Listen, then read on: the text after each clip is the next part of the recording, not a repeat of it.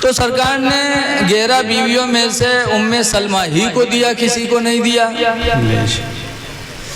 تو اس کی وجہ یہی تھی کہ سرکار کی نگاہیں دیکھ رہی تھی کہ جب میرے حسین کربلا میں شہید ہوں گے تو اس وقت میری 11 بیویوں میں سے سلمہ کے علاوہ کوئی دنیا میں زندہ نہیں رہے گی، صرف سلمہ ہی زندہ ہوں گی، اسی لیے میرے نبی نے سلمہ ہی کو دیا۔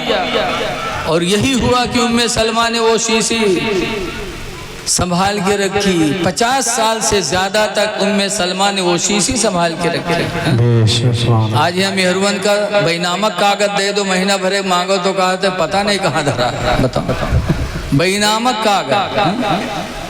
اور وہ سلمہ جنہوں نے معمولی سی مٹی شیشے میں بند کر کے میرے پیغمبر نے دیا تھا، 50 سال سے زائد ہو گئے تھے، لیکن سلمہ نے اس کو سنبھال کے رکھا تھا۔ سبحان اللہ۔ یہی وجہ ہوئی کہ سنہ ہجری 61 جمعہ کا دن 10 محرم کا دن تھا، سلمہ مدینہ منورہ میں سو رہی تھی کہ ادھر کربلا کا میدان ہو رہا تھا، ادھر سلمہ سو رہی تھی، آنکھ لگی سوئی تو خواب دیکھتی، خواب میں دیکھا کہ اللہ کے رسول تشریف لائے ہیں اور سرکار کے بال بکھرے ہوئے ہیں، چہرہ غمگین ہے، گرد و غبار ہے۔ سلمہ نے دیکھا تو تڑپ اٹھی، خواب میں دیکھا تڑپ گئی، کہا اللہ کے رسول یہ آپ نے کیسی حالت بنا رکھی ہے؟ تو حضور نے فرمایا سلمہ آج صبح سے میں کربلا میں ہوں، آج میرا بیٹا حسین بڑی بے دردی سے شہید کر دیا گیا۔ جیسے اتنا کہا سلمہ گھبرائی کی آنکھ کھلی، آنکھ کھلی تو دوڑتی ہوئی شیشی کے پاس گئی، شیشی اٹھایا تو دیکھا وہ مٹی خون بن گئی۔ سلمہ کہتی ہے انا للہ و انا الیہ راجعون، اتنی زور سے انا للہ پڑھا روئی کہ مدینہ منورہ میں ایک کہرام برپا ہوا، اعلان ہو گیا کہ آج رسول اللہ کے نواسے کربلا میں شہید ہو گئے، جو مٹی میرے پیغمبر نے دیا تھا وہ مٹی آج خون بن گئی۔ میرے دینی بھائیوں، حضور بھی جانتے تھے کہ حسین شہید ہوں گے، حضرت علی شیر خدا بھی جانتے تھے کہ میرا بیٹا حسین کربلا میں شہید ہوگا، اسی لیے حضور جنگ صفین گئے تھے، حضرت علی جنگ صفین سے لوٹ رہے تھے تو کربلا سے گزر ہوا، جانتے نہیں تھے کربلا ہے، لوگوں سے پوچھا کہ اے لوگوں یہ کون سی جگہ ہے؟ تو وہاں کے لوگوں نے بتایا ہذا موضع کربلا، یہ جگہ کربلا ہے، یہ کربلا کی جگہ ہے۔ جیسے حضرت علی نے سنا کہ کربلا کی جگہ ہے تو حضرت علی اللہ کے شیر تھے، لیکن اولاد کی محبت میں ایک چیخ نکلی اور ایسا روئے حضرت علی شیر خدا کی آنسوؤں سے ان کی داڑھی بھیگ گئی، بہت روئے۔ لوگوں نے کہا اے اللہ کے شیر کوئی بات بھی نہیں ہوئی، آپ صرف کربلا کا نام سن کر کے رو پڑے؟ تو حضرت علی کہتے ہیں کیوں نہ روؤں، یہی وہ جگہ ہے جہاں میرا بیٹا حسین بھوکا پیاسا رکھ کر کے شہید کیا جائے گا، یہی جگہ میرے بیٹے حسین کی شہادت گاہ ہے۔ پتہ چلا حضرت علی بھی جانتے تھے، لیکن دعا کسی نے نہیں مانگی حسین کے بچنے کی۔ حضرت علی نے دعا نہیں مانگی کہ یا اللہ میرے حسین کو بچا لے، حضور نے بھی دعا نہیں مانگی یا اللہ میرے حسین کو شہادت سے بچا لے، فاطمہ خاتون جنت نے بھی دعا نہیں مانگی۔ کیوں نہیں مانگا؟ نہیں مانگا کسی نے، دعا مانگی ہے سب نے، تو کس چیز کی دعا مانگی؟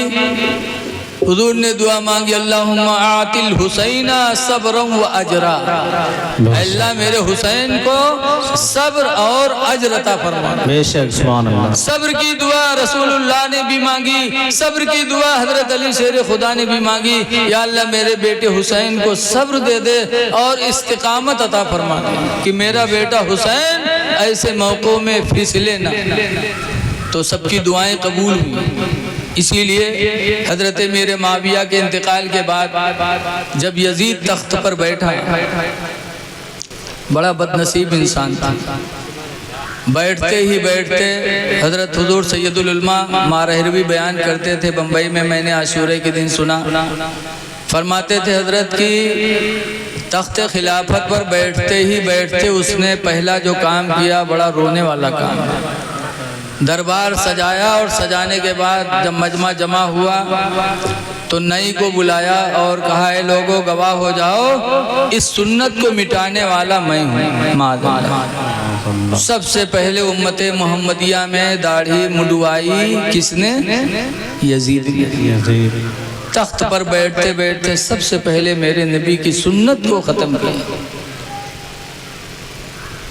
اے لوگوں ناراض نہ ہونا، اللہ واسطے ناراض نہ ہونا۔ حسین نے بھی داڑھی رکھائی ہے، علی نے بھی داڑھی رکھائی ہے۔ رسول اللہ کے صحابی حجۃ الوداع میں 1,40,000 تھے، لیکن کوئی صحابی دڑمنڈا نہیں تھا۔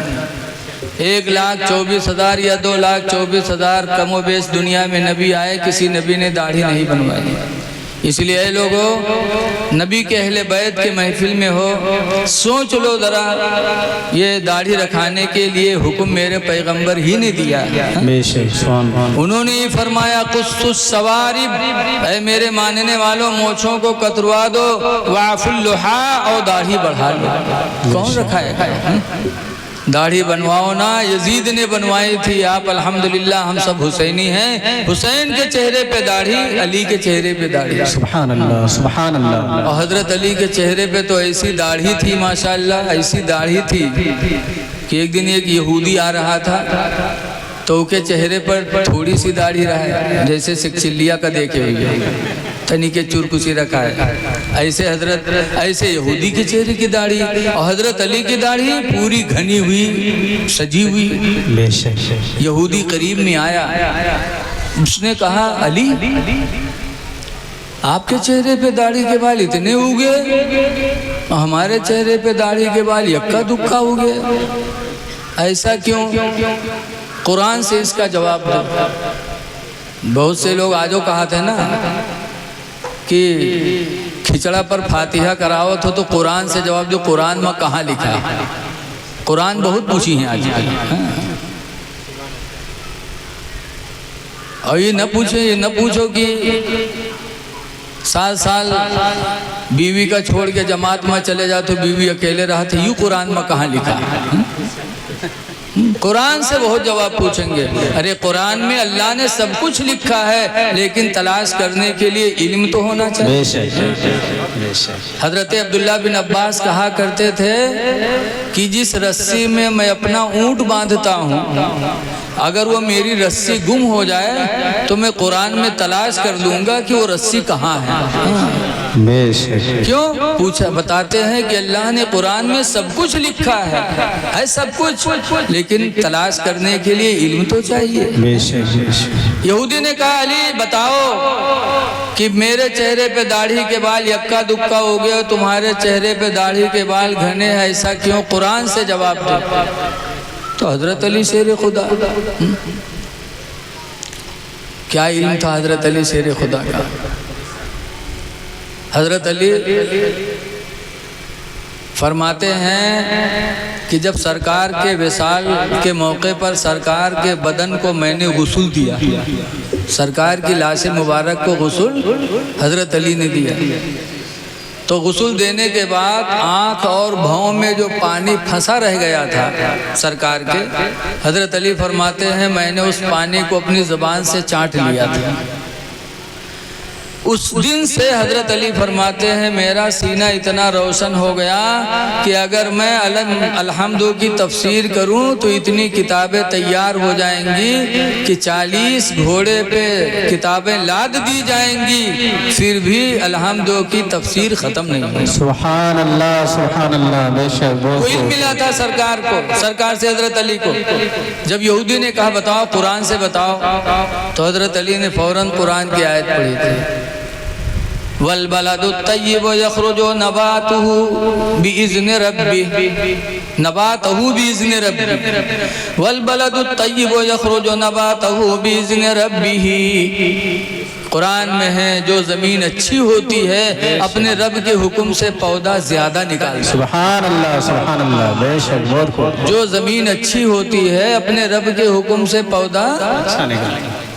والذی خبثا، اور وہ زمین جو خبیث ہوتی ہے بیکار ہوتی ہے، لا یخرج الا نکدا، وہ پودا نہیں نکالتی مگر یکا دکا۔ اللہ خراب زمین میں پودا یکا دکا نکلتے ہیں، جیسے اس نے سوال کیا تھا حضرت علی شیر خدا نے قرآن کی روشنی میں، ویسے ہی اس کو جواب دیا۔ سبحان اللہ بے شک بہت خوب۔ تو حضرت علی شیر خدا رضی اللہ تعالیٰ عنہ کا علم بہت تھا۔ میں بتانے کے لیے جو کہا تھا وہ یہی کہ حضرت علی کی داڑھی وہ تھی کہ جب یہودی نے یہ جواب سنا تو کہنے لگا علی خدا کی قسم آج مجھے یقین ہو گیا کہ اسلام کے ماننے والے بھی بڑے سچے، اسلام بھی سچا مذہب ہے۔ میں کلمہ پڑھتا ہوں لا الہ الا اللہ محمد رسول اللہ صلی اللہ علیہ وسلم، تو یہودی کو ایمان کی دولت ملی تو حضرت علی کی داڑھی کو دیکھ لیا۔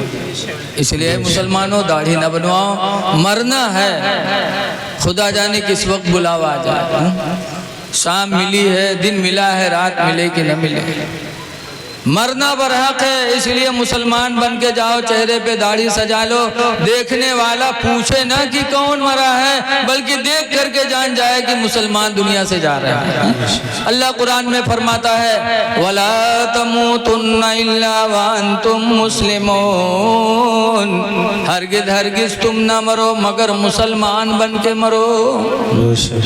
تو پوچھنا نہیں، کپڑا نہ اتارا جائے دیکھنے کے لیے کہ مسلمان ہے کہ غیر مسلم ہے، نام نہ پوچھا جائے بلکہ تمہارا چہرہ دیکھ کر کے کوئی دیکھے تو کہیں انا للہ و انا الیہ راجعون، بے شک تمہارے لیے دعائیں مغفرت کر دے۔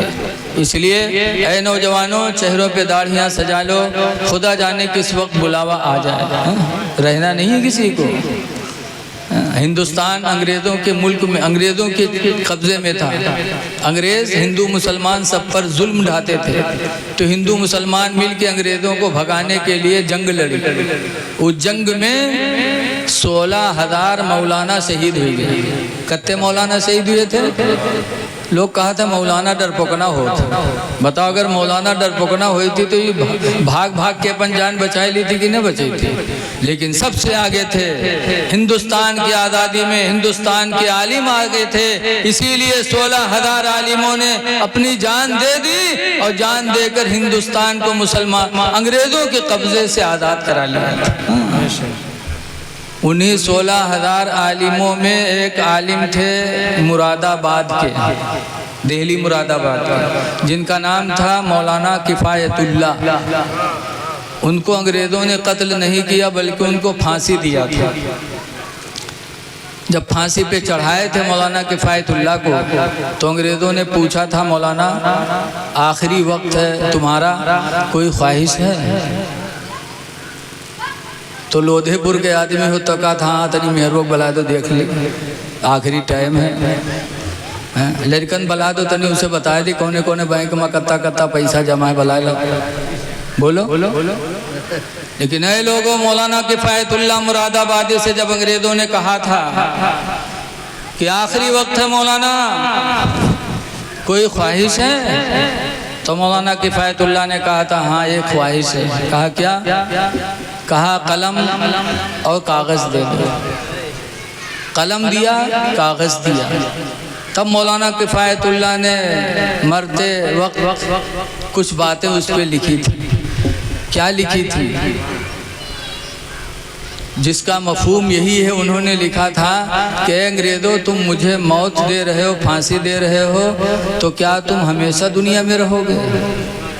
تم ہمیں پھانسی دے رہے ہو، ہم آج مریں گے کل تمہاری بھی باری، رہنا نہیں ہے۔ لکھا تھا، کیا لکھا تھا؟ کہنے والے نے کہا ہے، لکھا تھا مولانا کفایت اللہ نے جاتے جاتے کہ کوئی گل باقی رہے گا نہ چمن رہ جائے گا، کوئی گل باقی رہے گا نہ چمن رہ جائے گا، اور ایک رسول اللہ کا دین حسن رہ سبحان اللہ بے شک ایک رسول اللہ کا دین حسن رہ جائے گا، اور ہم سفیر و باغ میں ہیں کوئی دم کے چہچہے۔ ہم سب مسافر ہیں یہ دنیا میں، ہم اور آپ بول رہے ہیں جیسے چڑیا باغ میں جاتی ہے تو تھوڑی دیر بولتی ہے پھر پھر سے اڑ جاتی ہے، بولو یہ پیڑ پر بیٹھی ہیں کوئی تک وہ پیڑ پر پھر سے اڑ گئے۔ کہتے ہیں ہم سفیر و باغ میں ہیں کوئی دم کے چہچہے، اور بلبلیں اڑ جائیں گی سونا چمن رہ جائے گا، بے شک بلبلیں اڑ جائیں گی سونا چمن رہ جائے گا۔ مولانا کفایت اللہ نے ہم لوگوں کے دلوں کو جھنجھوڑ دیا، اس لیے اے لوگوں موت کو یاد رکھو اور چہروں پہ داڑھیاں سجا لو تاکہ دنیا سے جاؤ تو کوئی پوچھے نہ، دیکھنے والا چاہے ہندو ہو چاہے مسلم ہو سکھ ہو، دیکھ کر جان جائے یہ نبی کا غلام دنیا سے جا رہا ہے۔ بے شک سبحان اللہ۔ اور پھر کہا تھا آخر میں کہ اطلسو کم خواب کی پوشاک پہ نازا نہ ہو۔ کیا بات ہے، بے شک اے لوگوں اپنے اپنے لباس پہ ناز نہ کرو، اپنے اپنے گدوں پہ ناز نہ کرو۔ آج کل لباس پہ بھی تو بہت گھمنڈ ہوتا ہے انسان کو۔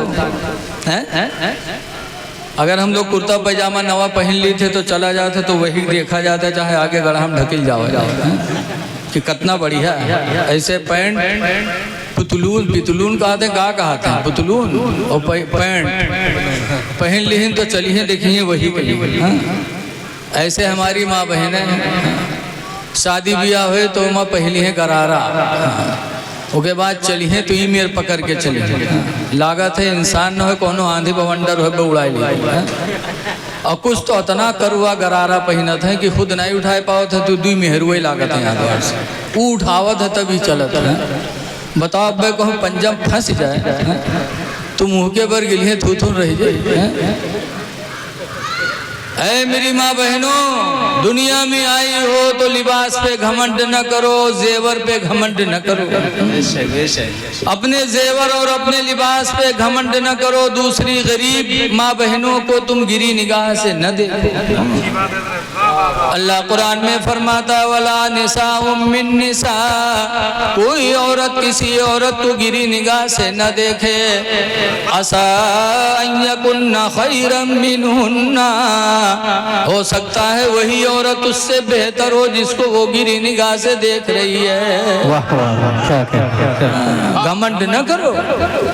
مولانا کفایت اللہ نے چلتے چلتے کہا تھا کہ اطلسو کم خواب کی پوشاک پہ نازا نہ ہو، اطلسو کم خواب کی پوشاک پہ نازا نہ ہو، اور اس تن بے جان پر خالق کفن رہ جائے گا۔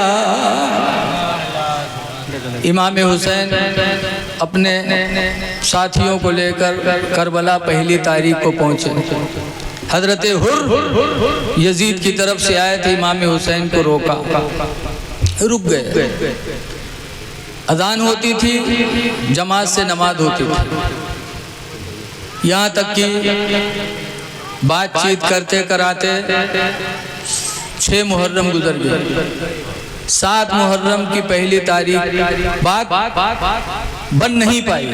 امام حسین نے 3 باتیں کی تھی، کہا کہ اے لوگوں 3 باتیں میری ہیں، کوئی بات مان لو۔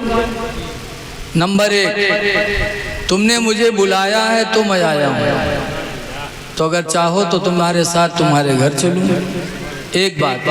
دوسری بات یہ ہے کہ اگر تم نہیں چاہتے ہو تو مجھے چھوڑ دو، میں جہاں سے آیا ہوں وہاں واپس چلا جاؤں، 2 بات۔ تیسری بات، یا تو مجھے یزید کے پاس لے کے چلو، میں اپنی بات یزید سے کر لوں گا، اچھا بتاؤ تینوں بات میں کوئی لڑائی والی بات ہے؟ بولو میرے بھائی۔ آج نالائق کہتے ہیں کہ حسین حکومت کے چکر میں گئے تھے معاذ اللہ۔ امام حسین تو اسلام کے لیے گئے تھے، 3 باتیں کی، لیکن تینوں باتوں میں سے کوئی بات عمرو بن سعد کو تو بات پسند آ گئی، جو لشکر کا سردار تھا، بئی سردار کا۔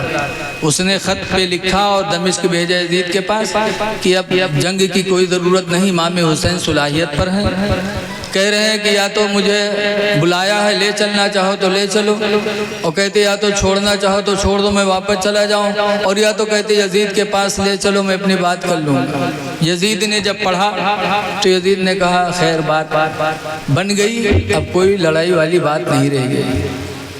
یزید تیار ہو گیا، لیکن ایک مردود بیٹھا تھا وہاں پر، شمر، بڑا بدنصیب انسان تھا۔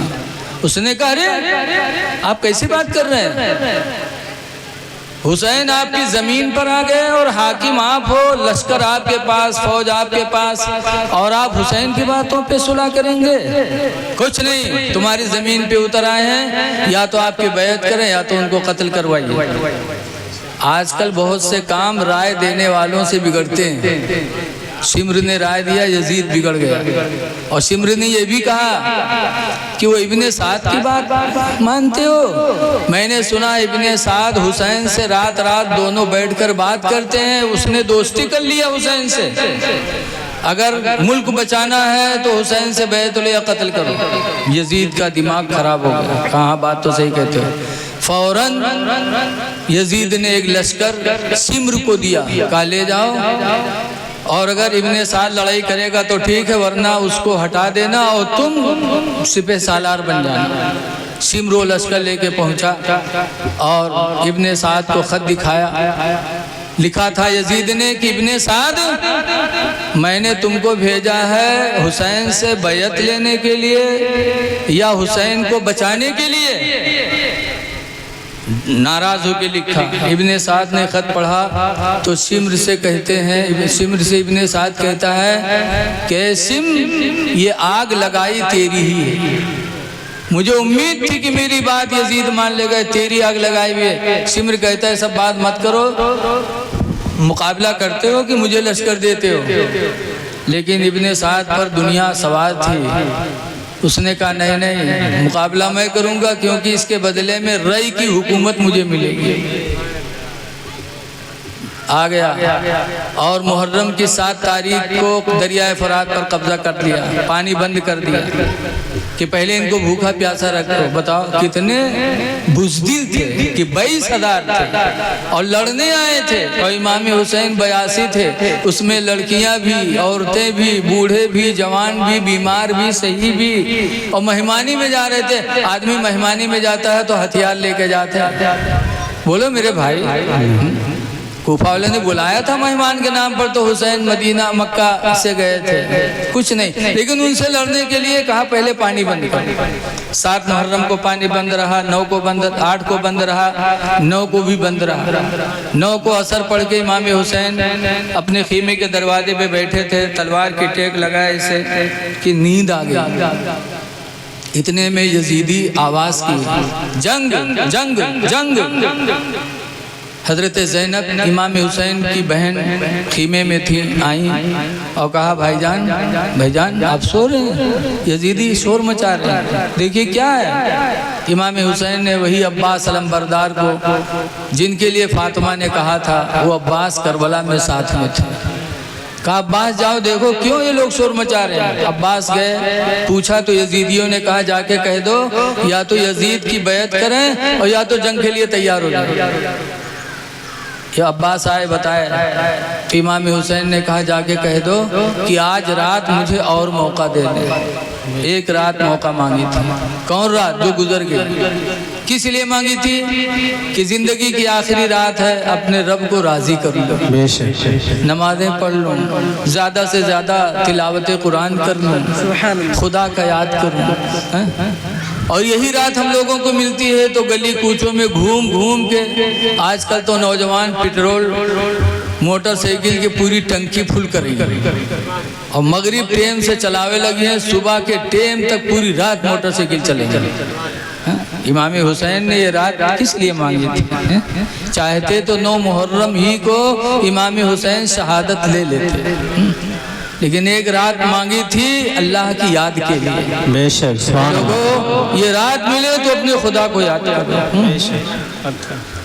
چاہتے تو 9 کو شہید ہو جاتے، لیکن 10 تاریخ اپنی شہادت کے لیے چنا تھا۔ کیوں؟ محرم کی 10 تاریخ کو اللہ نے اپنے 10 نبیوں پر بڑی بڑی رحمتیں نازل فرمائی تھیں۔ محرم کی 10 تاریخ کو حضرت ابراہیم علیہ السلام پر آگ کو گلے گلزار بنایا تھا محرم کی 10 تاریخ کو۔ یوسف علیہ السلام کو کنواں سے نجات دیا تھا محرم کی 10 تاریخ کو۔ یونس علیہ السلام کو مچھلی کے پیٹ سے نجات دیا تھا محرم کی 10 تاریخ کو۔ عیسیٰ علیہ السلام کو آسمانوں میں اٹھایا تھا محرم کی 10 تاریخ کو۔ حضرت نوح علیہ السلام کی کشتی 6 مہینہ پانی پر چلی اور جودی پہاڑ پر جا کے ٹھہری تھی کب؟ محرم کی 10 تاریخ۔ سلیمان علیہ السلام کو اللہ نے بادشاہت عطا فرمائی کب؟ محرم کی 10 تاریخ کو۔ موسیٰ علیہ السلام کو فرعون سے نجات دیا کب؟ محرم کی 10 تاریخ کو۔ 10 نبیوں پر اللہ نے بڑی بڑی رحمتیں محرم کی 10 تاریخ کو کیا تھا، تو حسین نے بھی وہی دن اپنی شہادت کے لیے چن لیا۔ سبحان اللہ سبحان اللہ، ورنہ چاہتے تو محرم کی 9 تاریخ کو شہادت لے لیتے۔ 10 محرم آئی، جنگ کا نقارہ بجا، ایک کے بعد دیگرے لوگ مقابلہ کرتے رہے، جام شہادت پیتے رہے۔ آخری ٹائم میں حضرت امام حسین تشریف لے گئے اور کہا ہے لوگوں، بڑے افسوس کی بات ہے کہ جن کا کلمہ پڑھتے ہو، جن پر نماز میں درود بھیجتے ہو، ان کے نواسے پر تم نے پانی بند کر دیا، لیکن ان پر کوئی اثر نہیں پڑا، یہاں تک کہ حضرت امام پاک پر حملہ کیے۔ حضرت امام پاک بھی لڑتے رہے، 72 زخم امام پاک کے بدن پہ لگے، پھر بھی لڑ رہے تھے۔ آخری تیر امام حسین کے پیشانی پہ آ کے پڑی، جب تیر کھینچا تو خون کا فوارہ نکلا۔ امام حسین کو چکر آیا، گھوڑے سے نیچے آئے، شمر وہی بد نصیب شمر آیا، حسین کے سینے پہ بیٹھا، میان سے تلوار نکالی، حسین کے گلے پہ رکھا، چلایا، نہیں کٹا گلا تو تلوار کو پھینکا، کہا رات بھر تیز کیا، گلا نہیں کاٹا تو نے؟ تو امام حسین کہتے ہیں سنو، اگر کاٹنا ہے تو ادھر سے کاٹو، تمہاری تلوار ادھر سے کاٹے گی، ادھر سے نہیں کاٹ سکتی۔ کہا کیوں؟ کہا یہ وہ گلا ہے جسے میرے نانا رسول اللہ چوما کرتے تھے، ادھر سے نہیں کاٹ سکتی، ادھر سے کاٹو۔ لیکن اپنا گریبان کھولا تو کوڑ کے داغ تھا سینے پہ۔ تب امام حسین روئے، فرماتے ہیں میرے نانا رسول اللہ کہا کرتے تھے کہ میری امت میں ایک کوڑھی ہوگا جو میرے حسین کو بے دردی سے کربلا میں شہید کرے گا۔ تم وہی کوڑھی ہو جس کے بارے میرے نبی نے 50 سال پہلے کہہ دیا تھا۔ اتر جاؤ میرے سینے سے۔ سب لوگ آج جمعہ کا دن ہے، مسجد میں سر جھکائے ہوں گے رب کی بارگاہ میں، اور تم میرے سینے پہ بیٹھے ہو، اترو مجھے بھی اپنے رب کی بارگاہ میں سر کو سجدے میں جھکانے دو۔ ہٹا، امام حسین نے سر کو سجدے میں رکھا، خولی نے گردن پہ تلوار ماری، امام حسین کا سر مبارک جسم مبارک سے الگ ہو گیا۔ انا للہ و انا الیہ راجعون۔ اے لوگو، امام نے سجدے میں سر دے کر یہ سبق دیا کہ میرے نانا جان کے کلمہ پڑھنے والوں، تم حسین کی طرح سجدے میں سر تو نہیں کٹا سکتے، گلا نہیں کٹا سکتے، لیکن کم سے کم اپنے سر کو سجدے کے لیے جھکا تو سکتے ہو۔ آخری وقت امام نے ہم کو آپ کو نماز کی تعلیم دی ہے۔ دعا ہے کہ اللہ تعالی ہم کو آپ کو نماز پنجگانہ پڑھنے کی توفیق عطا فرمائے۔ السلام علیکم ورحمۃ اللہ وبرکاتہ۔